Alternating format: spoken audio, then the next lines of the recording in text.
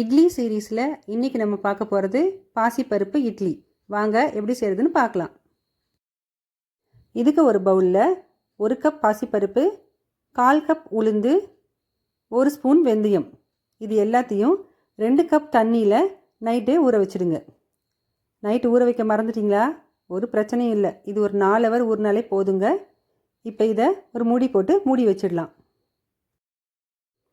பருப்பு ஒன்று போல் ஊறி வந்துருச்சு. இப்போ இதை நல்லா ஒரு நைஸான ஒரு பேஸ்ட்டாக அரைச்சி எடுத்துகிட்டு வந்துடலாம். இதை இப்படியேவும் இட்லி ஊற்றிடலாம். ஆனால் பார்க்கறதுக்கு ஒரு கலர்ஃபுல்லாக இருக்கணும்னா ஒரு தாளிப்பு கொடுத்துடலாம்.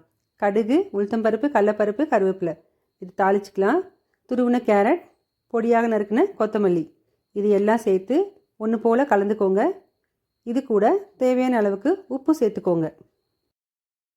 பாசி பருப்பு இட்லிக்கான மாவு ரெடி. இந்த மாவை இட்லி தட்டில் ஊற்றி வேக வச்சு எடுத்துட வேண்டியது தான்.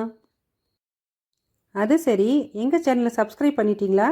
சப்ஸ்கிரைப் பண்ணலன்னா சப்ஸ்கிரைப் பண்ணி வச்சுக்கோங்க. அப்படியே கிங்ஸ் ஃபேமிலி சேனலுக்கு போய் எங்களோட எல்லா வீடியோஸையும் பார்த்துட்டு வந்துடுங்க. அவ்வளோதான், இட்லி ரெடி.